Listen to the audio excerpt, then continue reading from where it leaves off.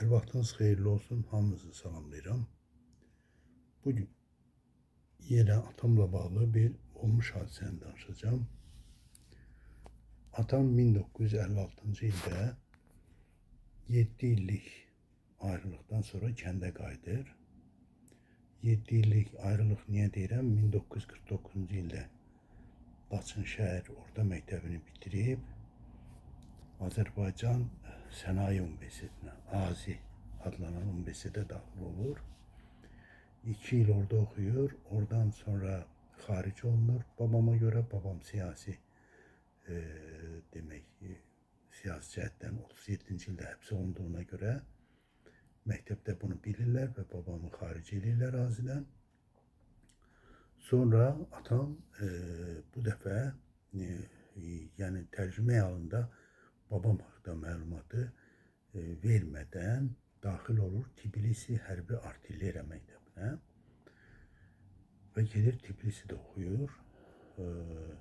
3 ildə orada oxuyur və 1953-cü ildə 3-cü kursda yenə 3-cü kursda kimsə yenə şeytançılıq edir, görünür. Anonim məktub yazırlar ki, onun atası siyasi qaçqındır, siyasi tustaqdır, yəni qolçomaqdır, həbs olunub 37-də və ona görə də 53-cü ildə babamız Tbilisi Hərbi Artilleriya Məktəbindən də xaric edirlər və qayıdır Bakıya. Elə oradan da birbaşa gedir əskərliyə və Bakıda Salyan kazarması deyilən yerdə əskəri xidmətdə olur. Orada oranı 3 ildə orada qulluq elədikdən sonra 56-cı ilin yayında əskəri xidməti başa vurur və starşina olaraq, yəni baş çavuş olaraq oradan tərxis olunur, gəlir Laçına.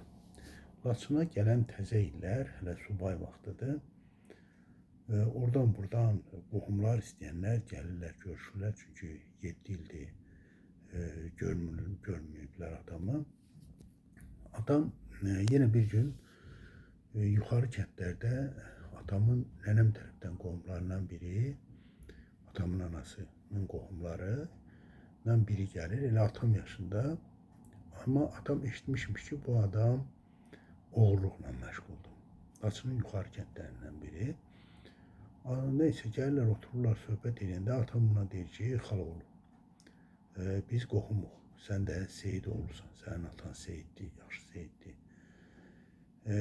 Bizə oğurluq yaraşmaz. Sən oğurluq eləmə. Maşallah, boylu, buxunlu, güclü adamsan, təsərrüfatın var, bir sürü heyvanın var, mal dövlətin var. Sən niyə oğurluq edirsən? Bax, mən deyir ki, oğurlarla mənim adamım işim olmaz. Mənə söz ver ki, oğurluq eləməyəsən. Yox, əgər söz vermirsənsə, oğurluğa davam edəcəksənsə, onda mənim sənin adda bir qohumum yoxdur, mənim qapıma ayaq basma. Bax, o söhbətdən sonra həmin adam ölənə qədər bizə ayağını basmadı, amma eşitdiyimizə görə oğurluğu da tərk etmədi. Sonu da pərişan oldu, özü, övladları, hamısı faciəli şəkildə, belə çox qiymətsiz bir şəkildə məhv olub getdilər. Ona görə də oğurluq bir şeydir, rəhmətli atam da oğurlara heç belə deyək ki, heç münasibəti olmazdı, çox pis münasibət olardı.